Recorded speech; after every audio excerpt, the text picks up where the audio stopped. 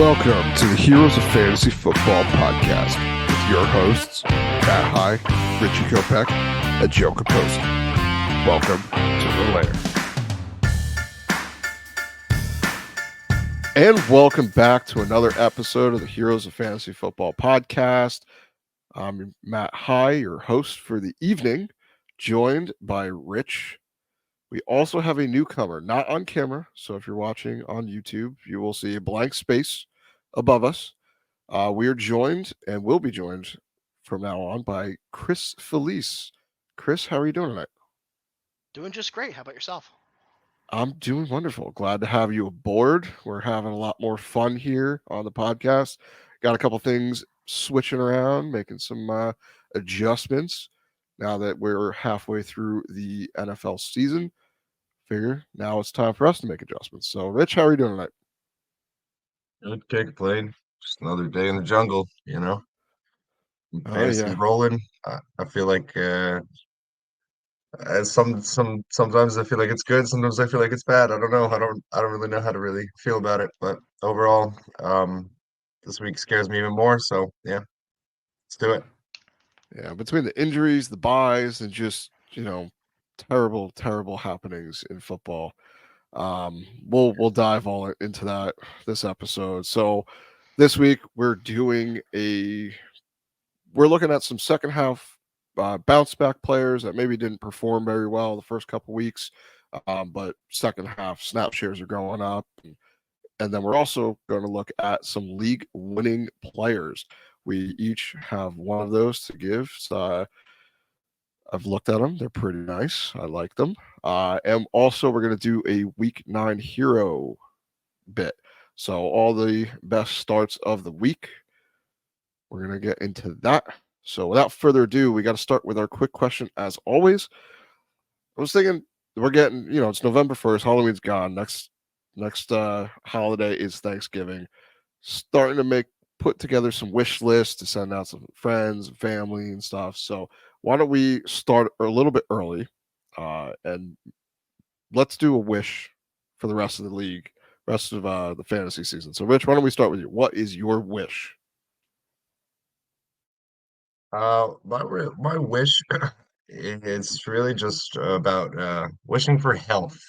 I have not many quarterbacks. I have two very solid ones that I'd like to continue to ride to the promised land. But if something were to happen to them, I would be detrimentally sad.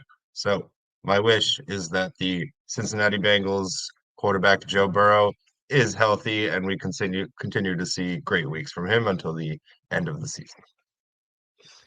I like it. I feel like everyone's going to agree with that because Joe Burrow is. We didn't start out nice. It was It pretty was bad, horrible. It but was horrible. they seem to be have found their It could have groove. been better. Yeah, yeah, you could have. To put it All nicely. right, Chris, your turn. What's your wish? I know you can't see it, but I'm actually on my knees praying up above to the fantasy gods as I say this. Please, pretty please, do not let Matthew Stafford's injury cause Puka and Cooper Cup seasons to diminish. I need this so much. Please. Especially Puka. The guy's had such a underdog story to get into this in the first place. Do not let this fizzle out by some stupid thumb injury. Please. That's all I'm asking. That's all I'm asking. That's my wish. Yeah, it's he. Sean McVay came out today and said IR is not an option for Stafford. Hasn't ruled him out. I would say he's doubtful. I don't think he plays this week. He probably shouldn't take at least a week. But I mean, we see these thumb injuries on quarterbacks happen all the time, and it's usually not very good. But we'll have to wait and see. But Puka, I know Rich, we've been ragging on you for not liking Puka, but maybe that'll happen now where you're on the right side and we're on the wrong side. But who knows? We'll see. Yeah, I knew this was gonna happen. Yeah, Yeah, you I was just just trying to you warn read you the guys, script. that's exactly. all. He's like, yes, Matthew Stafford gets injured here, and that's the end of Puka forever. He's just trying Forever. to. He was I just trying to read warn us. I read the script for this week. He's seen between the lines. Gotcha. All right. So my wish, and I feel like I speak for many, and by many I mean everyone. Uh, this is going to go out to the NFC South. So specifically, the Saints. We're going to do the Panthers. Everyone except for the Falcons. Everyone that plays fantasy football. We need you guys to beat the Falcons and not let them continue to just waste away all of their talented offensive weapons to the point where it's just extremely frustrating. For so long, we've had to endure this Arthur Smith led team where he does not care about fantasy football because they keep winning games and he keeps getting away with it. Bijan Robinson should never finish a game with 9 touches. The man is electric. Drake London is pretty good. We've seen a resurgence in his pass catching ability this season. The past couple games, he's been on fire. Then we also have Kyle Pitts, who has not lived up to the pedestal we put him on, which, yes, part of that might be on us for thinking too far in advance for a tight end, but he does not care about fantasy, which is fine. But a lot of coaches don't care about fantasy, but they still play their studs. They don't keep them on the bench and forget to say, oh, sorry, he had a headache. I'm not going to play him. So please, for the love of my sanity, Arthur Smith needs to lose so he can be the next coach that gets shipped off for everyone's sanity, please, and everyone's mental health. All right, You can't that's keep it. getting That's my away with wish. this. You can't keep getting That's away with this. he keeps doing it though. Every week we won. It's like, oh, come on, please, just lose. This week we're gonna actually combine Jonu Smith and Kyle Pitts into one player. We'll just throw them together, and it'll be like they'll just go out there and just maybe they'll score a touchdown. I don't know. Oh, it frustrates me. Like, The, oh, the NFL needed a an evil character, and it's Arthur Smith. Yeah, with Tom Brady gone, they really needed to fill that void. He's yeah, playing the villain role here. he's doing it too well. Like even villains sometimes screw up, and like he's like going for it. It's like they're looking for the cast of the next Joker movie. He's like, I could do that. Here we go. Oh, I don't know how I God, got is it this frustrating? bars. I gave Bijan Robinson only 9 touches and said he had a headache right before the game started. Oh yeah, that was. Again, if you got a headache, I understand. I get migraines every now and then. They suck. But I would tell someone about it. I wouldn't just be like, I'm on a migraine. Don't mind me. I'm going to sit in the corner. Did Oh, did that investigation ever lead to something? I know they said they were gonna investigate that because that's like a rule. You have to like report that X play. Like, did that lead to something? I remember they not said that they were. I've seen. Okay. So, Okay. Let's see all what I right. can do. Well, now that our wishes are out, hopefully someone hears it. The fantasy gods will hear and grant those wishes. If not, hopefully Santa Claus does because someone needs to do it. But we're going to go into the news because we have a lot of it to get to. So let's start with the injuries because they are a plenty. Matthew Stafford, as we talked about, injured his thumb on his throwing hand. Could miss some time, maybe not. Undecided. You're gonna have to practice, monitor those practice reports because there's a lot of players that will be severely affected. Kirk Cousins unfortunately tore his Achilles tendon, is done for the season. That really sucks because that team was surprisingly still in it. After the slow start, they came back and clawed their way back to 4-4. But that we'll kind of have to see if anything happens from there. Um, it's gonna be really hard about with those pass catchers because Kirk Cousins throws the rock we 40 plus times a game. I don't know if they're gonna do the same with Josh Dobbs and all these other guys that are there. Um, some other news here: we have the Raiders decided to clear house.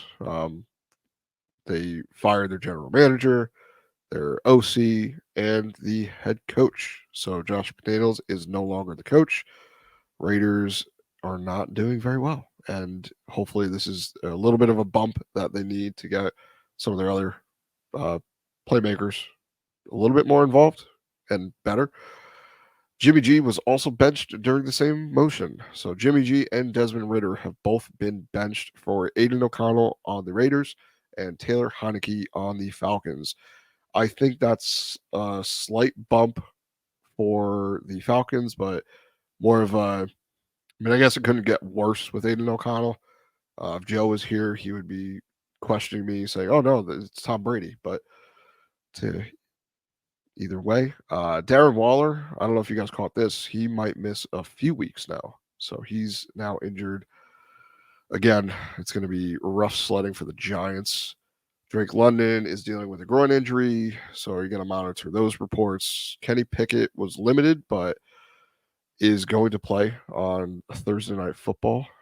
And Ryan Tannehill is out this week, still with the high ankle sprain. Will Levis will be the starter. I know.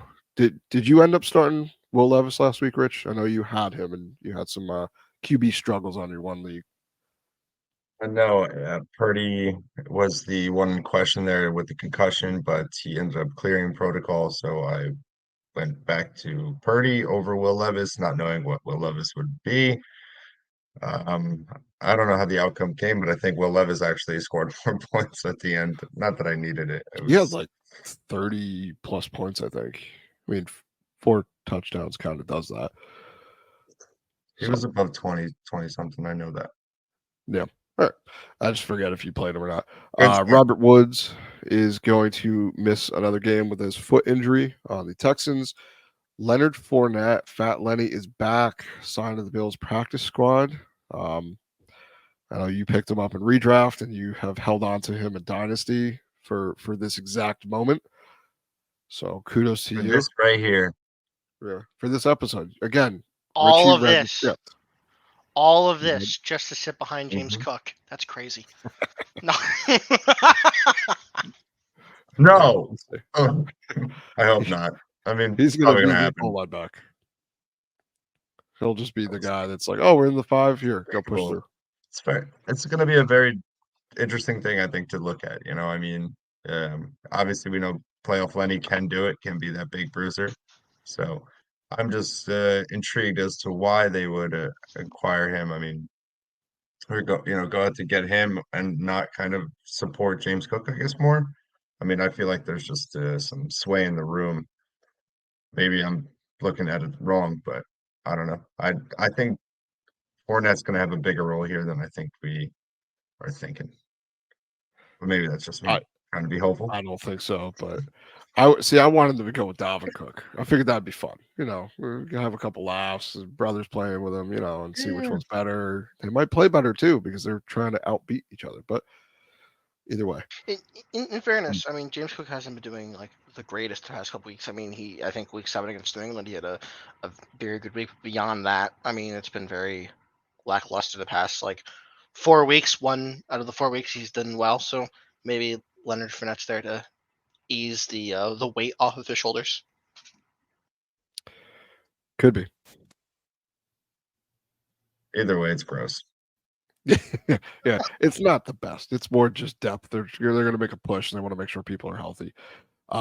Daniel Jones. Great about starting James Cook. That's me. Yeah, Daniel Jones is set to return in Week 9 against the Raiders. We'll still not have many pass catchers, but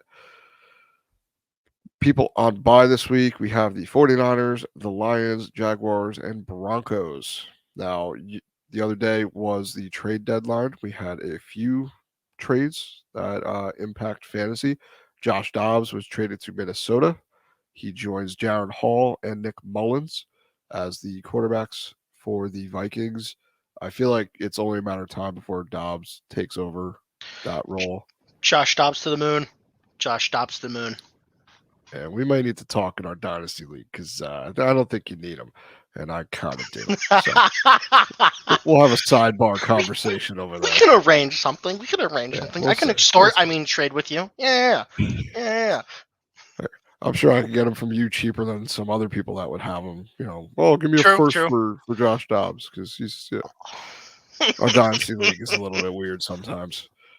Some people overvalue some things, but hey, it's dynasty. It's how it works. Another couple trades. We got the Browns sent Donovan Peoples Jones to the Lions.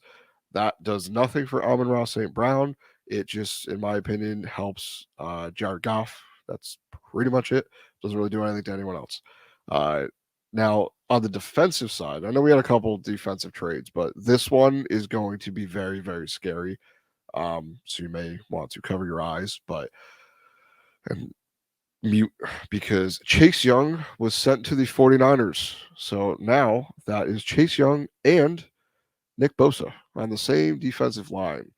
That ain't going to be fun to go against every week. So I apologize to everyone who has a player going against maybe a running back or a quarterback against the 49ers from here on out, because that is going to be awful. Those two guys are amazing, and they're going to sack everyone.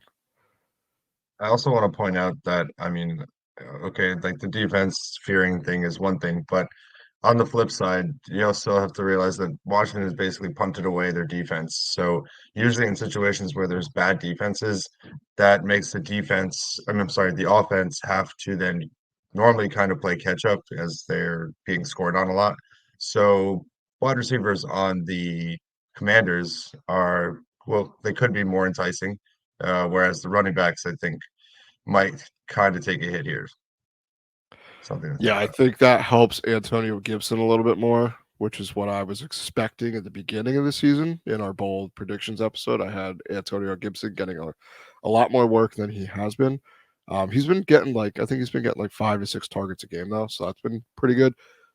He could get more, but those wide receivers are the main ones. You know, we saw Jahan Dotson come back to life last week on the other day, and it was Terry McLaurin had a little bit of a struggle, but I do think it's going to be wide receiver heavy because they're going to need to catch up.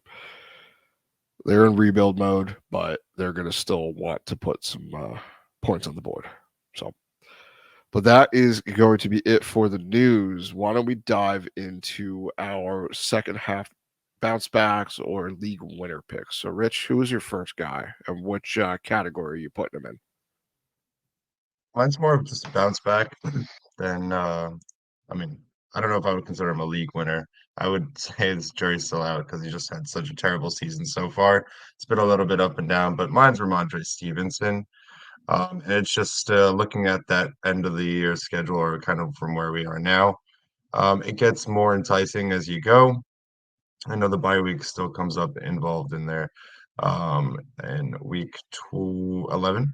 But other than that, it's pretty much all gravy as far as the teams go from here on out. Nothing really scares me other than maybe the Kansas City match in week 15 is a little iffy, but hopefully by then, with enough wheels turning and kind of turning into a downhill kind of a run with Ramondre, hopefully keeps the momentum up and it ends up good for him. Yeah, he's been someone that's struggled, and it's mainly just because of the offense. They just can't move the football. You Yeah. know, it's that offensive line is just struggling, and he's getting the brunt of it. But they also stop passing to him, like they did last year, and that is the main thing. If that goes up, he might have a better floor with a little bit more upside. Right now, his floor is like nothing, but he does still have potential upside. It's just they're not using him the way that we all expected. So I mean, Elliott's definitely taken away from it. I mean, but still looking at his rankings, he's still 24th, 20, ranked 24 out of all running backs. So, still not bad. yeah. All right, Chris, who is your guy? My guy, I think, is both a bounce back and maybe also a league winner. I'd like to think maybe. Rashee Rice on the Kansas City Chiefs. Um, he's a rookie there. Obviously, there is the Travis Kelsey factor. That is the main guy that Patrick Mahomes has been throwing to for God knows how long, and he will continue to do that. And I don't expect that to change too much. But as the Chiefs get tested more and as they go against different defenses and adjust, I truthfully believe that there is going to be an opportunity for a wide receiver on that team to become a more prominent role in the offense. And I'd like to think that they would hedge their bets on a rookie rather than someone like Kadarius Toney or MVS or something to that extent. You know, there's also, I believe, funny statistic, and I could be getting this wrong, and I apologize in advance, but I believe it was something along the lines of like uh, between him and Montana. It was like year 3 win a Super Bowl, year 6 win a Super Bowl, year 7 of being in the league, draft Rice. That's apparently been a stat they both Mahomes and Montana share. Obviously, referring to both receivers being drafted there. So I'd like to think maybe, hey, who knows? That could be it. But in terms of actual like snap percentage, he's been on the field more times than he has been all season, the last 2 games. And he's also seeing perhaps hopefully more upticks in targets as time goes on. In week 7 against the Chargers, he had a good game, 14.5 fantasy points. Week 8 against the Broncos, we're not going to talk about that. It didn't happen. Shut up. They go against week 9 against Miami Dolphins, they aren't the best at stopping wide receivers. So hopefully Patrick Mahomes can actually do something to recover from what happened in Denver and maybe get somebody rolling there. Yeah, the flu really played a part in that last game. That's the main thing. Like you just throw that game completely out for Mm-hmm. everyone.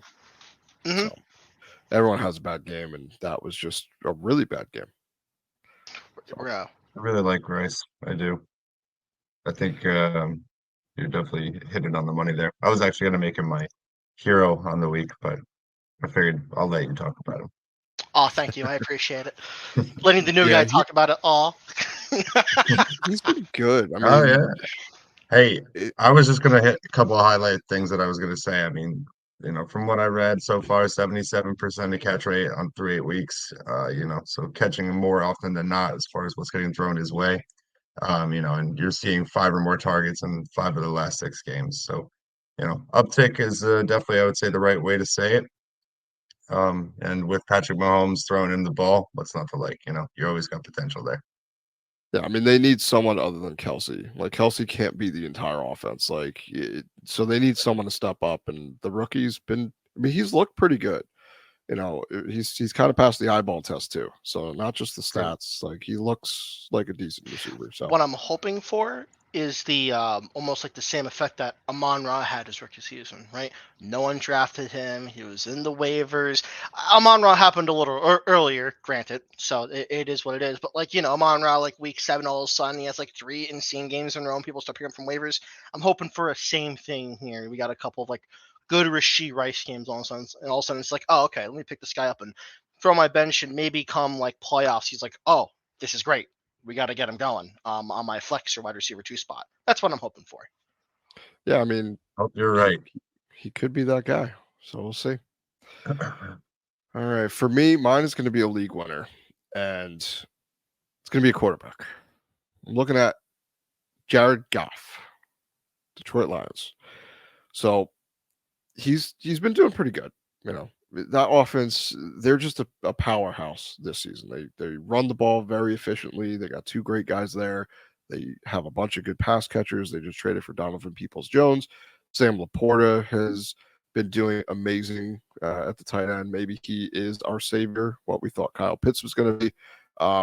Still too early to tell because it's 1 year. But he's right now he's the QB9 on the season, and just looking at the remaining schedule for him, these are the rankings against opposing quarterbacks that the defenses he will be playing for the next couple weeks. 20th, 27th, 12th, 5th, 27th, 30th, 10th, and 9th. So 4 of those are in division matchups. Now, a lot can happen between now and then. Defenses get better, defenses get worse, offenses get better, and offenses get worse. But none of those, when you really think about what the game script could be, they don't really scare me. So He's got plenty of weapons in the passing game to really help him spread the ball out. And if he's passing the ball, he's getting the points. So we've said this every year so far with Patrick Mahomes. Like, you don't care. He, you don't know who you want there, but he's getting the points somewhere. So take the guy that's throwing the ball. And that's where Jared Goff comes in. You know, right now as well, he is on his bye week. So it provides an opportunity if you're in need of a quarterback next week or for the rest of the season and you don't need one this week, you can probably trade for him because right now the quarterback situation where everyone's injured, there's a lot of people that are just scrounging for anyone of relevance to get by this week because this is a part of the season where everyone needs a win at some point. So everyone's just trying to survive another week. If you're in a decent spot, put him on your bench. Go trade for him because chances are someone needs a quarterback this week and he can't help them. So I definitely think this opens up the ability to acquire him somewhat cheaper than you would if he was playing. And I think he's going to just way outperform what he's been doing thus far this season. So we'll see. But I'm very bullish on the Lions offense and Jared Goff. So what do you guys think about the Lions this year? Surprising or I don't know if I'm surprised. I expected them to be good. They have all the elements to be good. They have the wide receivers. They have the running backs, especially now with Jameer Gibbs and David Montgomery. Jared Goff clearly proved last year that he is serviceable at worst and uh, for a ceiling, great at best many times. I could, in terms of league winner, I could definitely see it. I mean, if you're in a Superflex league and you need a second quarterback or you need a QB1 at times for bye weeks or whatever, and you're just sitting there and you're like, oh man, I'm looking at these matchups and he's playing against the 30th worst defense. Why not? I mean, that's free at that point. yeah, that's the my plan. So I just acquired him in our dynasty league for that reason. So hopefully that pays off for me. But all right. Anything to add, sir, before we jump into the next segment? No, not much. I mean, I kind of agree with every point you guys made about the Lions. Perfect. I like them this year. Yeah, it's fun. Except David Montgomery needs to get healthy. Hopefully he comes back after this week because my team surely needs him. I should have made that my wish, but oh well.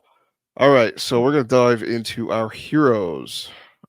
We got two each. Rich, why don't we start with you? Who is the first hero of the week for you? Okay, so for my first hero, I'm gonna go with Chuba Hubbard, uh, the running back of the Carolina Panthers, playing against the Indianapolis Colts this week. Um, and really, it's interesting what we've seen so far from Chuba. I didn't think that Miles was going to lose the job kind of the way he has. But yeah, I mean, we're seeing last week 66% of the snaps have gone to Chuba, whereas 20% of them gone to Miles. So it's almost eye-raising, but at the same time, I'm not really gonna complain. I mean, I feel like certain teams kind of ride the hot hand certain times. So in this scenario, I love the matchup. And with that uptake in usage, I'm going to stick with that. Carolina giving up so far over the last 4 weeks the most touchdowns to running backs. I'm sorry, the Colts are giving up the most touchdowns to running backs. Smash spot there. Also on the last over the last 4 weeks, just giving up the third most fantasy points in general to running backs. So all lines for Chuba to have a good week. Get him in your lineup. Yeah, I like it. Miles Sanders, I was very, very high on him going into the year, and he's just I don't know, he's had this groin injury too, so I think that's hampering him a bit. So hopefully he comes back a little bit. But right now, like you said, ride the hot hand, and that's Chuba. So all right, Chris, hero. Who's your first hero? This is a big deal. Yeah, Join the I show on the know. hero show. I First know. one. Don't mess it up.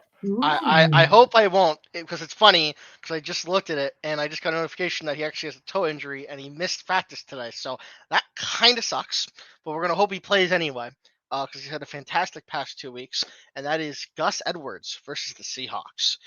Past 2 weeks he has scored more than 20 fantasy points.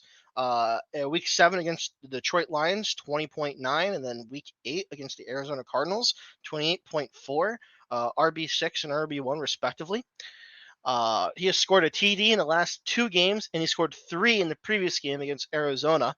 And despite all of that, all those great numbers and everything I just said, he was only on the field in week 7 for 50% of the snaps and week 8 for 52% of the snaps. And he still put up those numbers.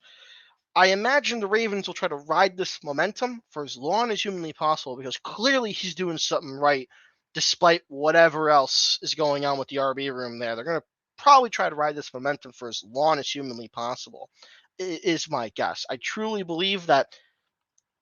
I hope he will be healthy. This is the first I heard of him being injured. I'm going to assume he's going to play this week. He's playing in Seattle, which is a tougher run defense than Arizona, but I believe Detroit Lions have a tougher run defense, and he still did fantastic there. I believe they're going to keep feeding him the ball. He had 19 touches last week, 14 touches the week prior, and then 16 touches against Tennessee. And that's clearly all he needs in order to be efficient at times. So my hope is that they're going to keep the train rolling. That's about it. Yeah, that'd be nice. He's been doing pretty good. He's kind of been a little surprising. It's been unfortunate with the J.K. Dobbins injury, but he always had this potential, and now he's just showing up. So, all right, my first hero is going to be Mr. Dak Prescott versus the Eagles. It's an in-division game. Usually has a pretty good turnout. The Eagles' defense they've been a little bit worse for wear. Especially in the secondary. They've had a lot of injuries in the secondary. That's why you can pass on them. Running on them is a little bit more difficult. Uh, he's coming off a huge game out of the bye week in week 8. The rushing game this year, for some reason, just has not been efficient, and they're going up against a top 4 run defense that severely limits any rushing attacks. So right now, Dak is the second ranked quarterback in adjusted completion percentage out of all quarterbacks this season. And the last 2 games, his yards per attempt have been 9.1 and 9.8. The previous average for the weeks 1 through 5 were 6.6. So something is starting to click in this offense. They're getting CeeDee Lamb the ball more. They're taking a little bit more deep shots, and it's been working.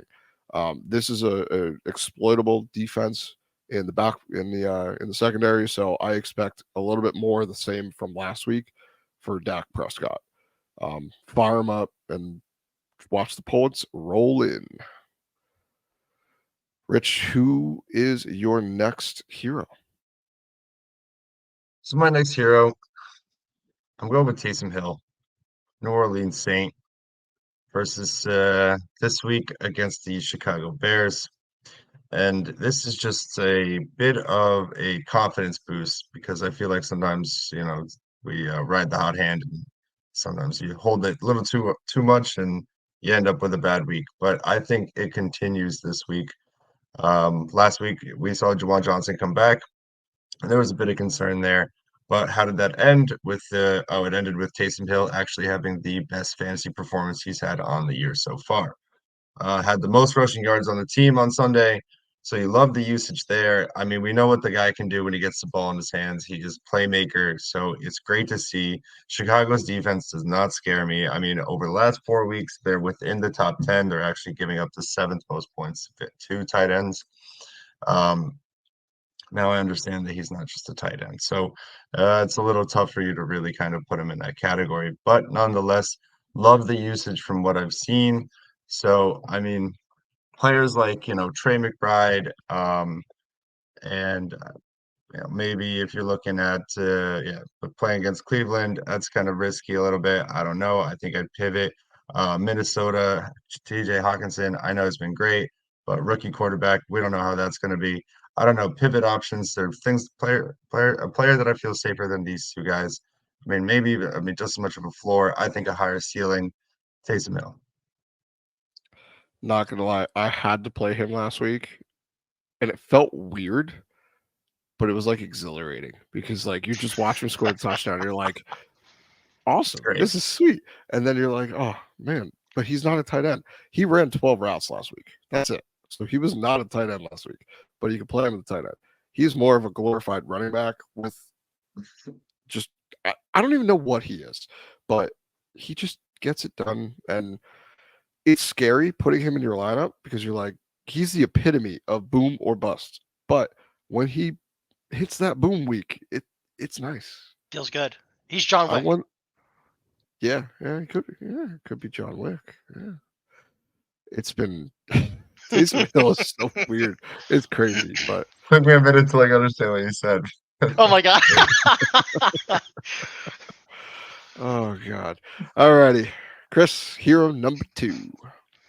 This is definitely more of a shot in the dark. Completely understand.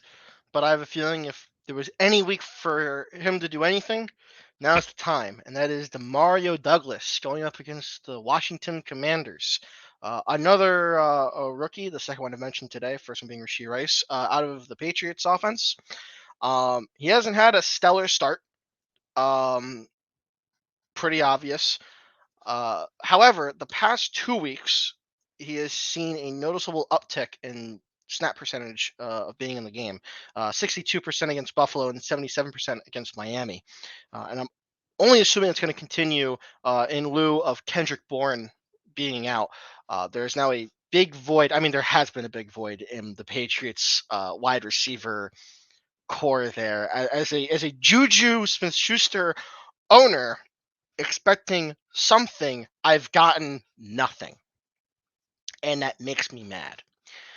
So I'm hoping that seeing this uptick in snap percentage from this rookie here, that they're going to try and use him more. They're going against Washington Commanders, who, as we said, just traded Chase Young. Their defense is banged up and now also missing, literally. This is going to be the opportunity of a lifetime for Demario Douglas to actually do something against a, at this point, subpar defense. Hopefully.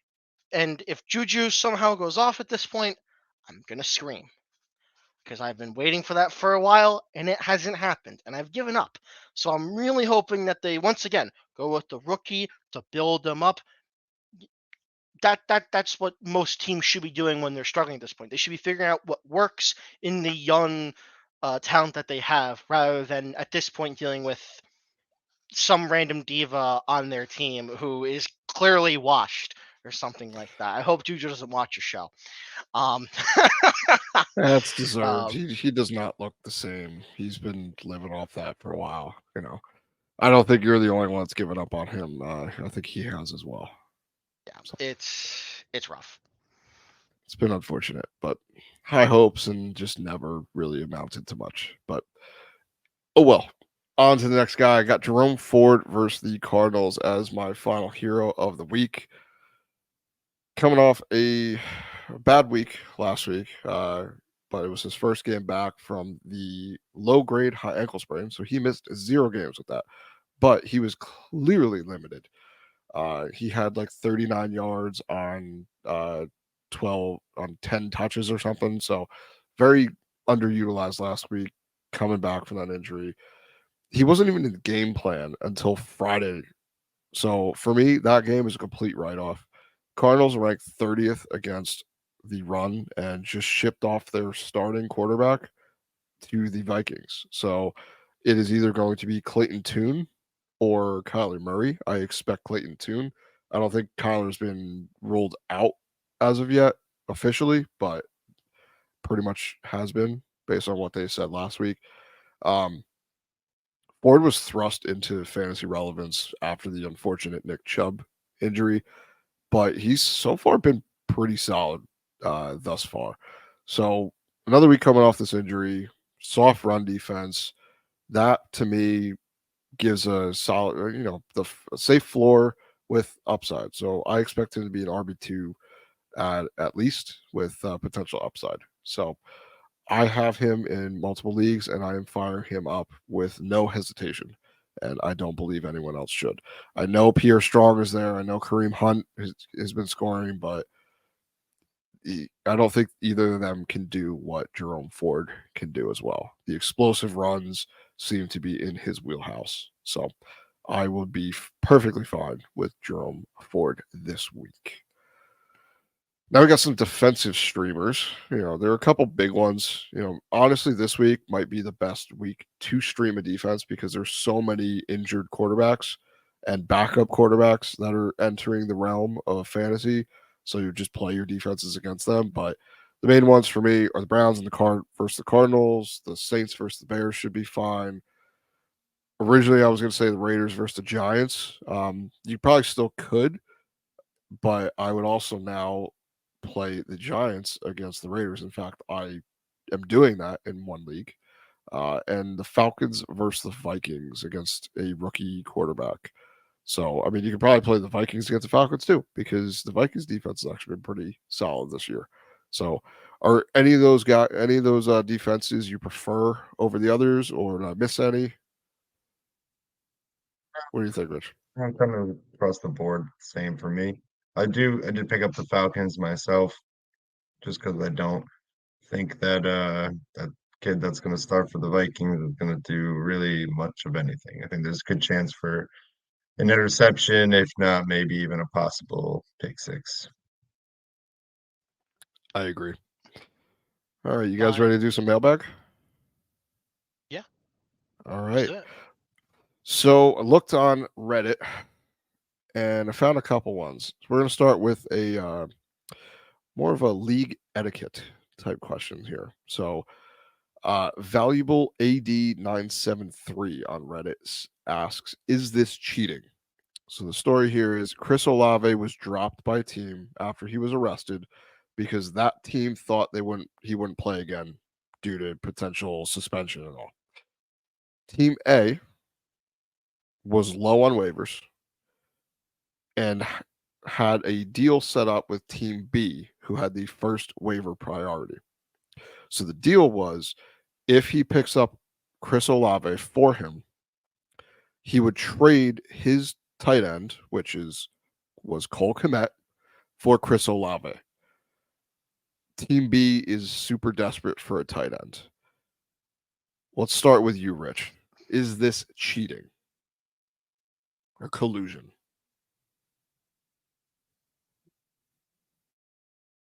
I mean, sorry, I'm more of a I have to read it like through.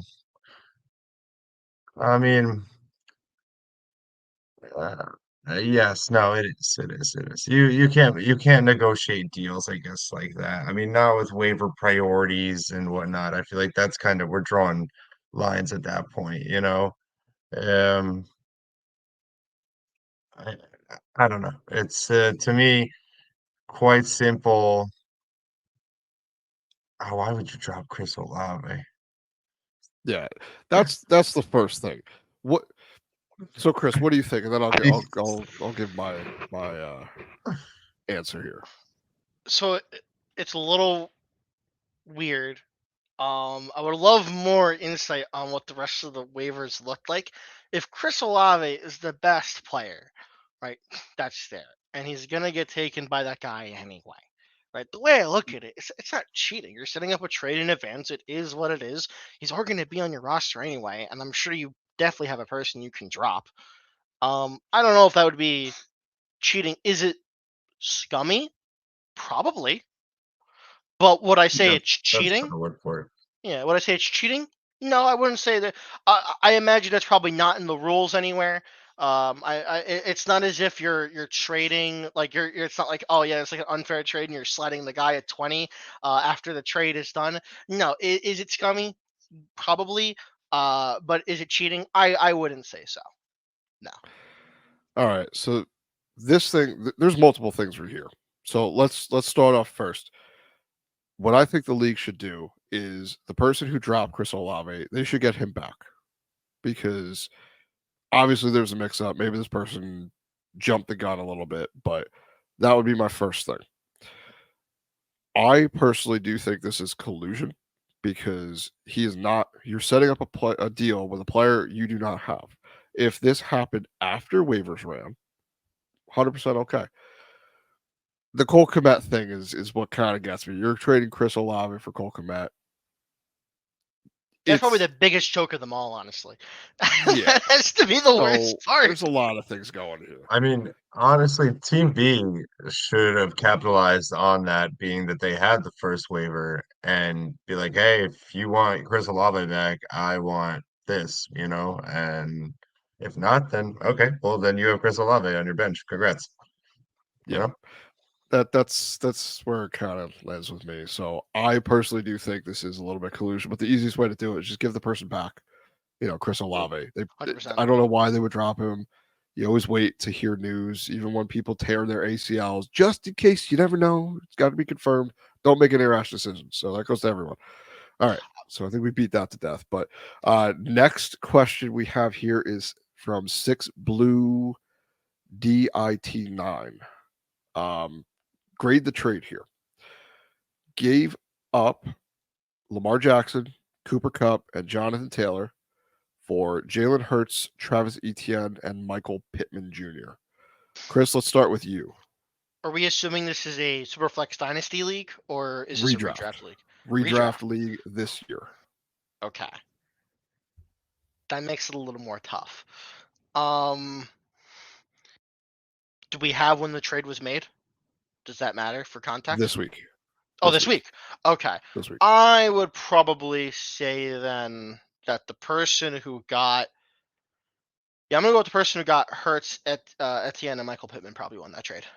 My personal opinion. I think it's very close.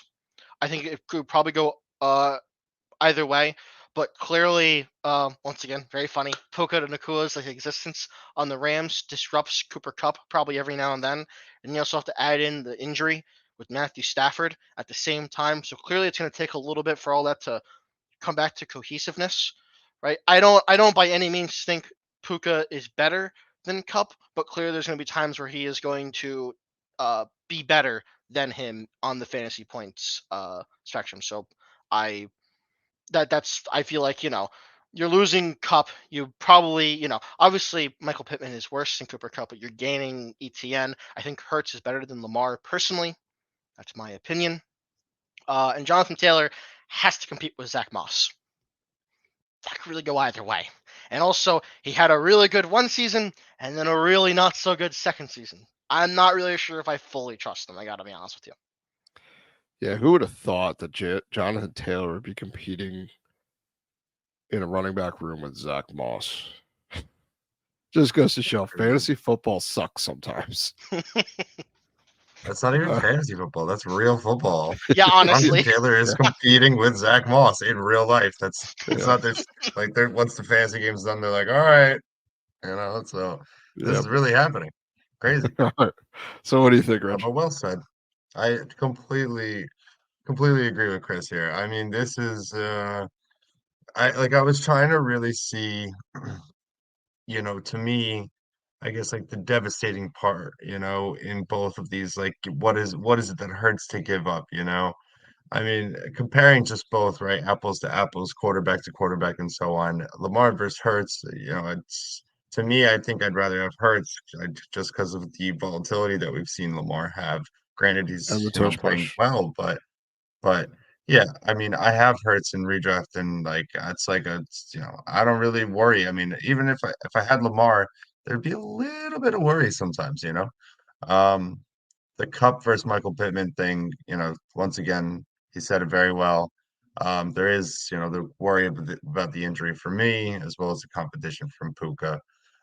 Granted, Michael Pittman has been up and down, but I think again, I'm not so upset if I am in the scheme of this whole trade, settling for Michael Pittman over Cooper Cup, as Cooper Cup has also been kind of quiet the last 2 weeks.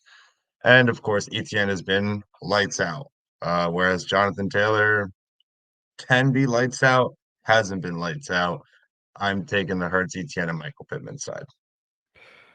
Yeah, Jonathan Taylor's been on a dimmer. That's the light he's been on lately. It's not been fun. Yeah, for this one was kind of hard. When I was reading through it, I was like, oh, obviously the Lamar Cup Taylor side. But then I was looking at it, I'm like, I agree with you, Rich. Hurts over Lamar. Then you're looking at ETN over Taylor. And it's really Michael Pittman versus Cooper Cup. And now I know that sounds absolutely insane that you're comparing those two as the leg of the trade, but situation. It's been weird. Michael Pittman, he's someone I'd be trying to actively sell because you can get trades like this. Like if you like the other side, like this is a trade that could get done. So this is your ultimate chance to sell high on Michael Pittman, and in which case I do think either one of these ways is okay. It really just comes down to your team need. Do you need a boom bust player, um, or do you need more of a steady player? Like Cooper Cup still has it. He's still amazing at football. It's not going to change, no matter who the quarterback is. But for fantasy, it sways things slightly. So for me, I kind of lean the Hurts ETN side just because I think ETN has been just. I mean, how many games is he going on with 2 touchdowns? Like three out of the four. I think he's got seven Something like touchdowns that. Yeah. in 4 games. Like that's insane. So unsustainable maybe, but we've also seen players do this. The run game works, and I'd rather have the better player right now, especially going into this end of the season stretch. Like you want this guy. So, all right, last question here is from Julio Magnifico. T. Higgins or Chris Olave rest of season this year? What do you think, Rich? I'm gonna go with T. Chris has been a little bit disappointing, and there's, I guess, just a little more question there. Um, I like the Cincinnati Bengals. Joe Burrow, I think, as I've said at the top, has started to show that he is still Joe Burrow, and that the first couple weeks was just kind of more of a normal thing as, we've seen in the years past that seems that they have a little bit of a slow start. But I know T. Higgins has had his also share of being slow started as well. But overall, I like the Bengals offense more than I like the Saints offense. So for me, it's going to be T. Higgins. Is that the way you lean, Chris, or are you the opposite side?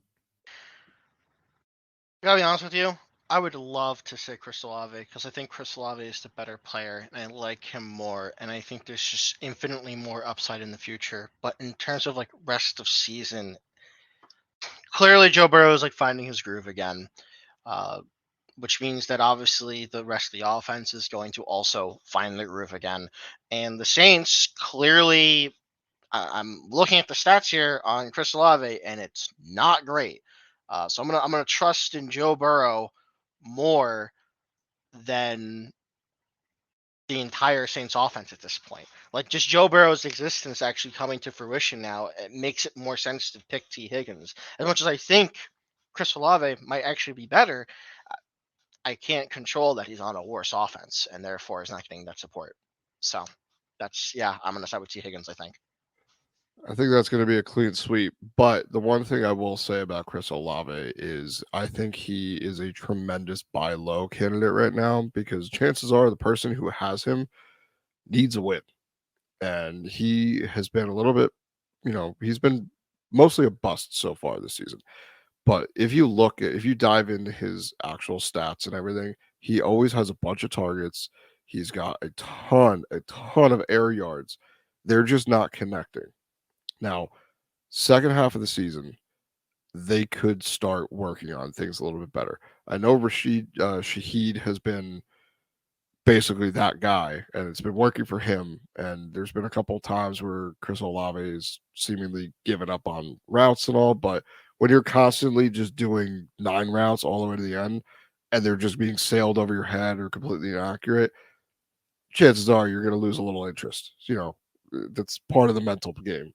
But if they'll start connecting, then I do think he has the chance to be one of the guy that we all expected and projected him to be this season as a second year breakout.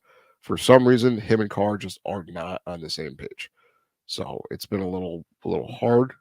I have him in my dynasty league, and it's been kind of rough. But I do think there are a lot better days ahead of him. But I say all that to still take T. Higgins just because what you guys said, better offense, better quarterback, more stability on that team.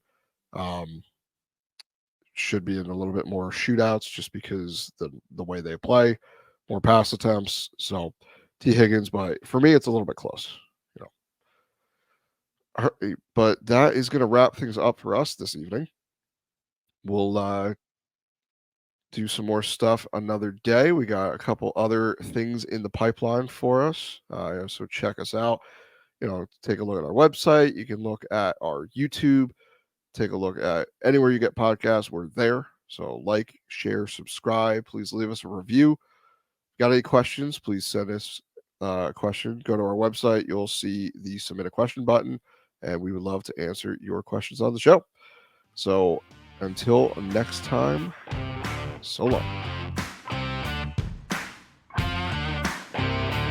Thank you again for tuning in to another episode of the Heroes of Fantasy Football podcast. Follow us on Twitter at TheHeroesFF.